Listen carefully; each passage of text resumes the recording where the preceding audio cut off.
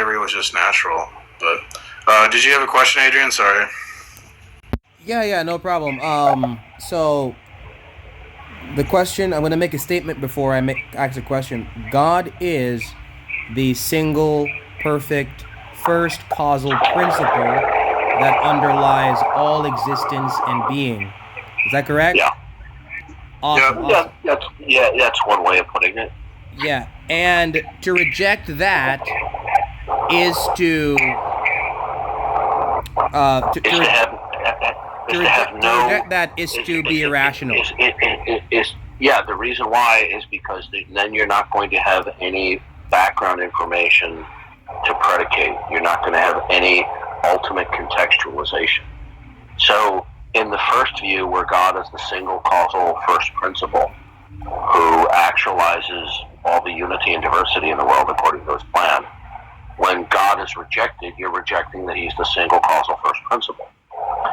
When that is rejected, then they're going to speak about the world that is reminiscent of the way God created it, but then what is the something else that actualizes the unity and diversity in the world? That was where I was going to get to. When you ask that question, right? What are the other somethings that you hear from the atheist or the unbeliever? They say absolute stupid crap comes out of their mouth. They'll say reality, which is a non-answer. Right. They'll say the universe, which is a non-answer. They'll say laws of physics, that's a non-answer. Because all it is just begging the question. So when we talk about unity and diversity, then all they're just simply, when they talk about laws of nature or physics, these are just a glorified scientific nomenclature for that there are recurring states of unity amongst diversity. Wouldn't all of those examples be unity and diversity examples too? All they're just simply saying is unity dictates unity. Right. Which is non-informative. Because when I first heard you talk about that, I'm like, if I were an atheist, which I'm not, then I would probably say that the laws of nature can be the basis. But then I thought to myself, the laws of nature is an invocation of abstraction, and by that I don't mean fiction. They're just talking about that there are a plurality of distinct states that are simply reoccurrences. Okay. So when we talk about the reoccurrence of certain things, we're talking about universals. We're talking about regularities. Okay. The question is, what actualizes these states of unity or regularities? So they'll say regularities dictate regularities. That's circular. It's worse than being circular. It's just not informative. They couldn't even make sentences. That's how bad their model reality is. They not only don't they have an answer, they can have an answer. So what they will just try to do is they will try to BS their way out of it. But the mind, power, and plan of God is what underlies the laws of nature. So laws of nature can't be the first principle. Right, and in theology that's called the principium ascendia. Wait, say that again? Say that again? In theology, that's called the principium ascendia. It's a technical theological term. Principium ascendia. The foundational principle that grounds everything. Wow. It's pronounced, it looks like principium. That's the way it looks. But that's how you were pronouncing it at first, I remember. That is correct. But then I heard Scott Oliphant say principium. So I looked it up, and it's principium. Okay. I think it sounds better as principium, but that's the correct. I think the Latin. I got the first Latin word. What's the second Latin word? You said two of them. Ascendia. Principium ascendia. All right, I got it. And they're all with C's, not K's. It's a hard C sound. Principium ascendia. It's just a Latin word meaning that God is the single ground of all being from which all things depend. I mean, when I heard that, I'm like, any atheist you bring that to, they will not have an answer. All they will have are things that are in the universe to use to try and answer. You want to be amused? I spoke to one of the smartest atheists in the world. His name is Graham Oppie. Just go onto YouTube and type in Darth Dawkins and Graham Oppie. Okay, Oppie, and watch the brief interaction between myself and one of the smartest atheists in the world. Yeah, I mean, Darth, they can't answer that. Nobody can, because I was trying to, put myself in their shoes and see how would I answer that if I was an atheist, and I couldn't figure out anything. I can't. No, their world. Okay, you have to understand something, that individual and collective facts will either be categorized as creaturely, in that they're actualized by God and they are indicative of God by His purpose, or not. If they're not classified that way, then they'll be under the classification of brute, B-R-U-T-E, brute. And what that means, and it's commonly misconstrued, a brute fact is a fact that is stipulated that has no ultimate explanation for what or why it is. And right. It doesn't matter that somebody starts to give you a chain of successive approximate answers. Okay?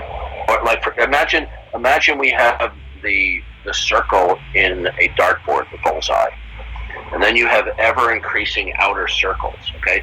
So each circle, the first one adjacent to the bullseye, is proximate. Then the next one is proximate. Okay? So they think that they can give outer concentric proximate explanations, but there's no ultimate ring to appeal to. So the whole chain is brute. Just brute facts. You see, if you say brute facts to them, they are going to think of a brute fact differently than you are.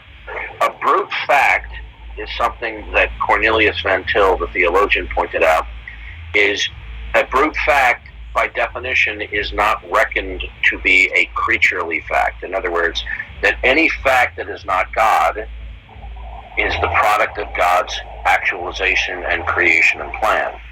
So whatever the fact may be, it could be a rock, it could be a doctor saving someone's life, it could be a bank robber. It doesn't matter what the fact is. They would all be created facts. Right? Yeah, I heard him say that every fact is a created fact. Yeah. So other than the fact of God, right? So when they reject that, their facts are ultimately brute, and if they're ultimately brute, they're uninterpretable. Now, they're going to deny this in the quietness of their mind and maybe even through their mouth, because they think that if a human being conceptualizes the interpretation of something, that settles it. No, it doesn't, because the interpretability of a fact will be rooted and grounded in its nature of being, not what somebody just happens to think it is. Okay? Right. So, interpretability, since God is the creator and He actualizes all states of affairs, Hebrews 1, Christ upholds all things by the power of His will. Right. Then God is the first knower. Right? It's not God is the first knower because He first experiences these facts.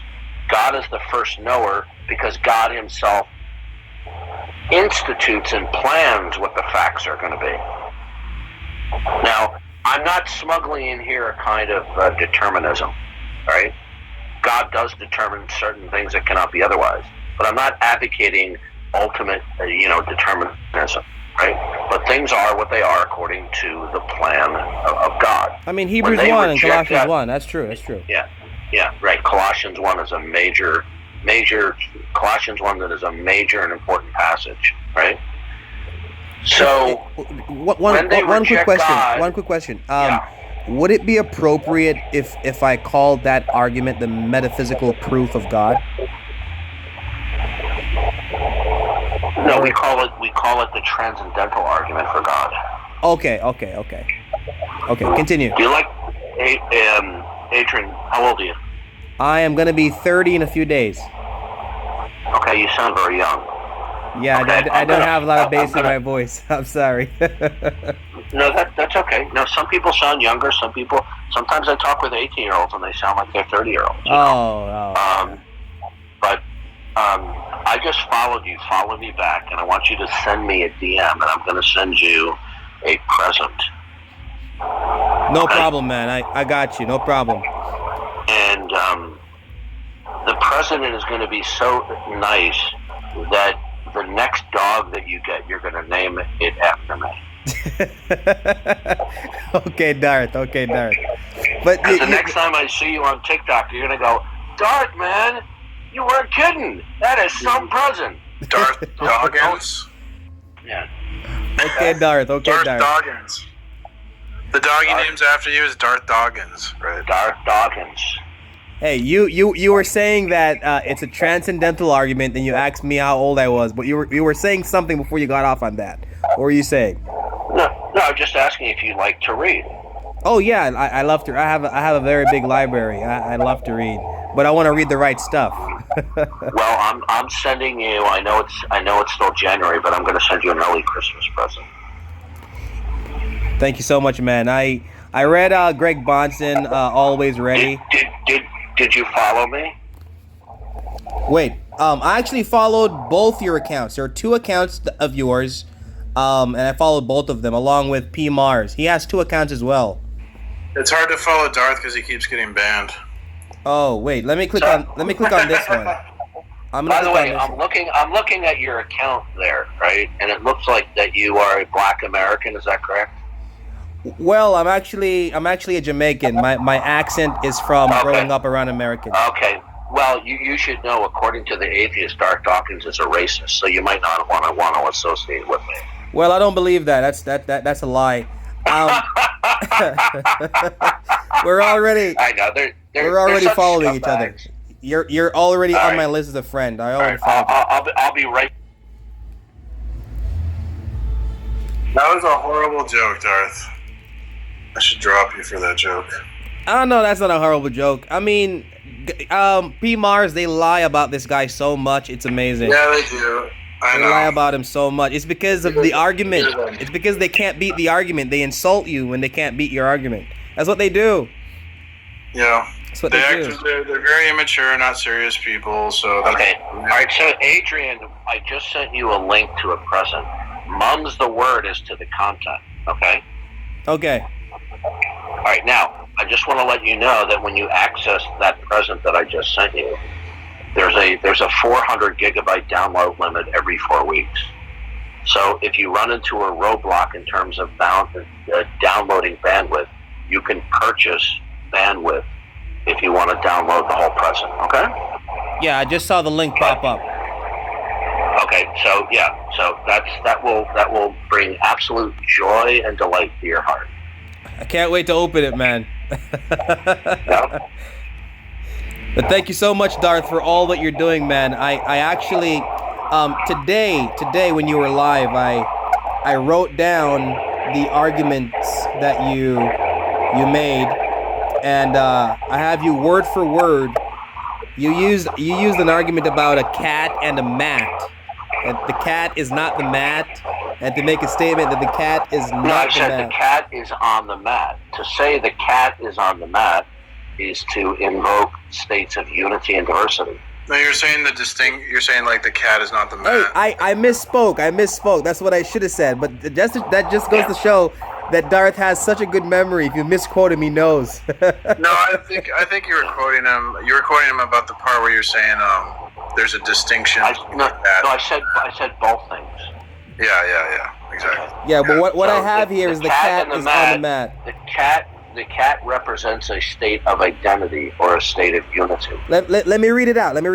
The cat is a stipulation of a state of unity or an identity state, and it is to be distinguished and demarcated from the mat. So we have a state of unity and diversity. The cat is diverse and distinct from the mat.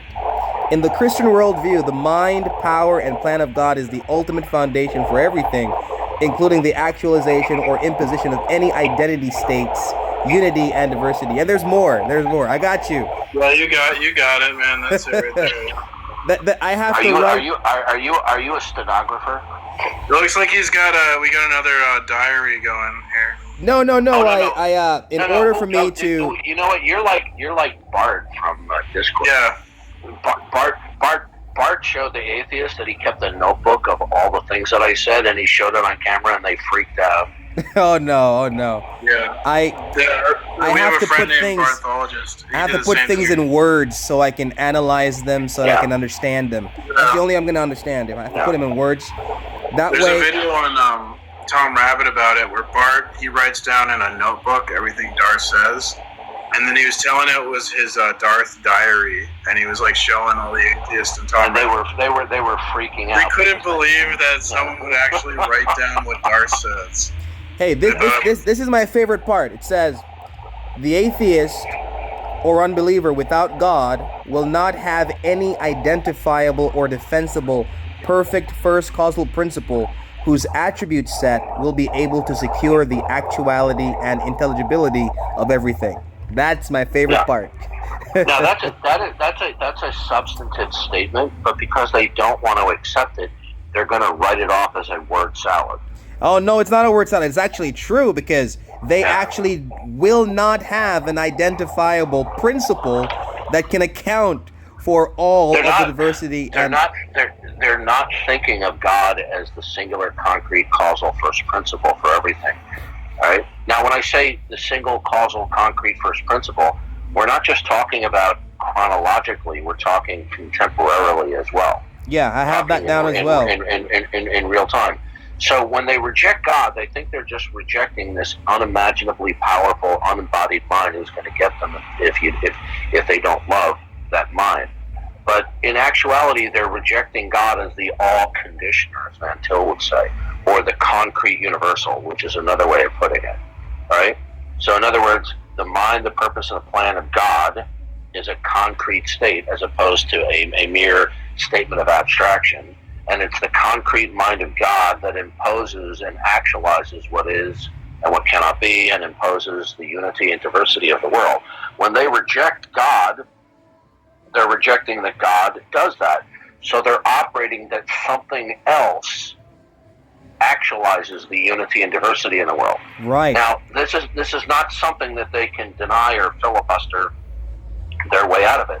So what I do is I try to express things frequently in the form of true dichotomies, because it brings clarity to the issue, and it minimizes their sleazy attempts to be evasive and deceptive.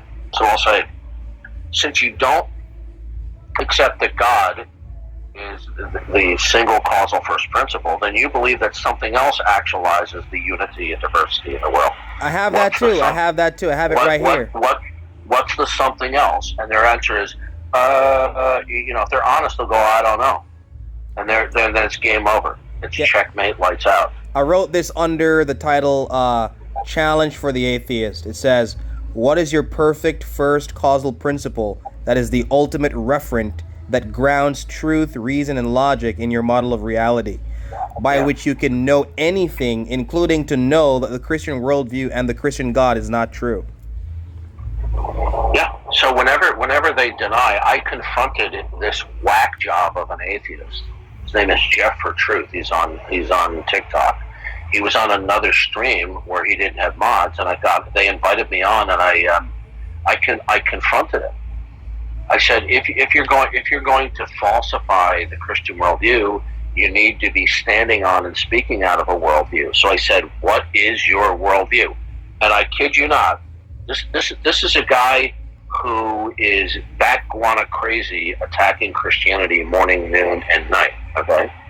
And I said to him, what is your worldview that you use to stand on and as the negator for the Christian worldview? He said, you ready for this? I kid you not. This is how whacked out he is. He said, my worldview is that there's contradictions in the Bible. Oh, my goodness. I said, that's not a worldview. I said, you're going to have to explain to me not only what your worldview is, I said, from within your worldview, how do you account for the actuality and the pervasiveness of the law of non-contradiction? It's like a guy who is sinking in water, and he's looking at you in your powerful boat, saying, "You got a stupid, ugly boat," and all the while drowning. Well, if you watch him, he's back guana crazy. And I said to him, listen, I said, if you're going to weaponize the law of non-contradiction against the Christian worldview or the Bible, then your world has to provide for the grounding of the law of non-contradiction. I said, the laws of logic, depend upon the nature of being. I said, right. So what is it that actualizes that the law of non-contradiction is true for all states of affairs, right? And you know what he said to me? He goes, what actualizes the laws of nature is it just is. No, that's not an answer. No, it isn't. He was complete. And by the way, within a minute or two of that, he disappeared from the panel. Well, with my experience with atheists, whenever you ask them questions about their worldview, they either evade or they get angry and insult you. That's what I realized with them. That's what I realized. Yep. Because they never want to defend. Excuse me. Something went. Some food went down the wrong pipe. Sorry. Sorry about that. Yeah, they always just want to be skeptical, right? They just want to question you. They never ever want to defend anything. That's right, and they're so dishonest because when you look at the encyclopedic definition of atheism, it's not just a lack of belief. It is a denial of deities or denial of God. But they don't want to say that. They don't want to say that. Because they can't defend the falsity of God.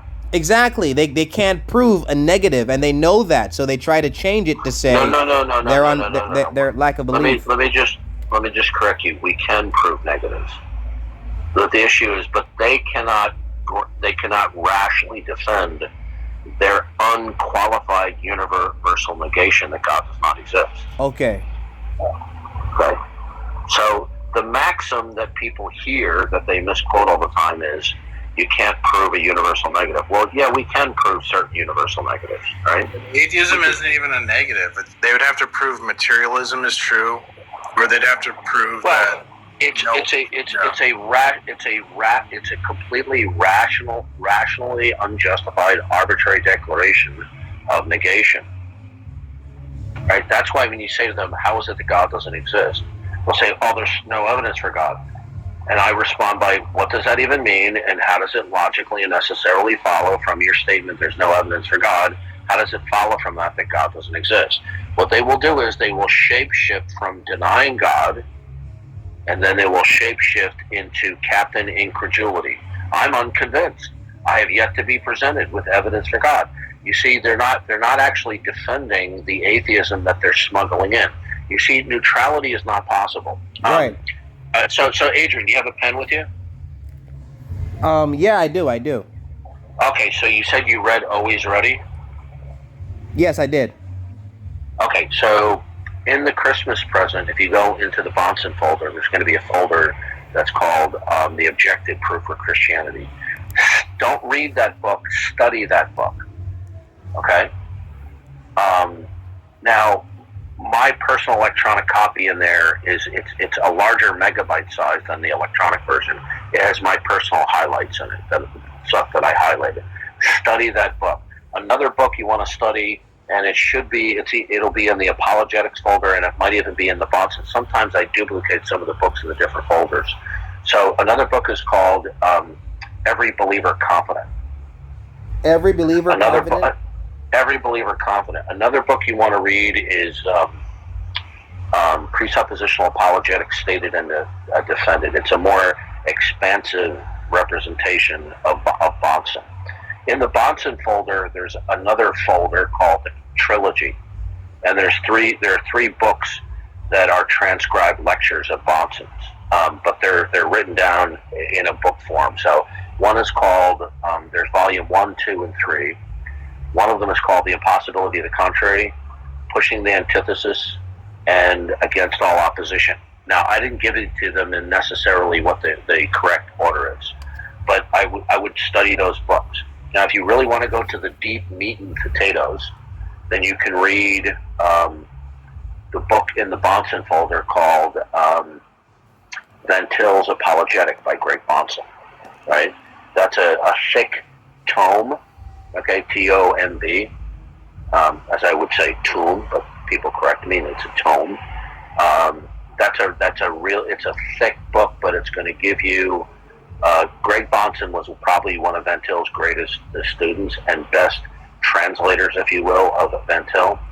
The only caveat that I have about the book is at the end, he really pushes his Calvinism. I'm not a Calvinist, but Van Til was. But setting that issue aside, it's a fantastic book to understand the biblical presuppositional views of Cornelius Van Til.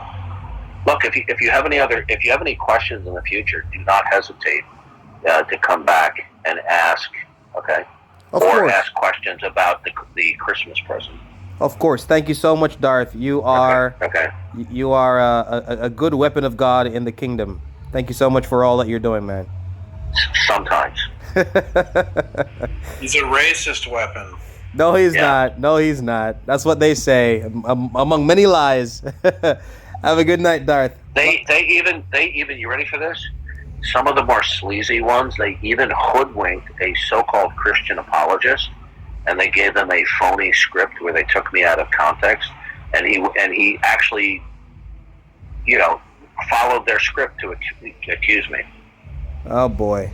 This is how creepy they are. But keep on coming back and listening, and when you debate these people, don't get discouraged, because they're committed to be intellectual heel draggers because they don't want to repent. The issue is not that they don't understand it; they don't get it. They don't want to get it. Right? Yeah, they're suppressing the truth. Welcome, Craig. What would you like to say? Yeah. Have a good night. Okay, good talking to you. Good night. Thank you.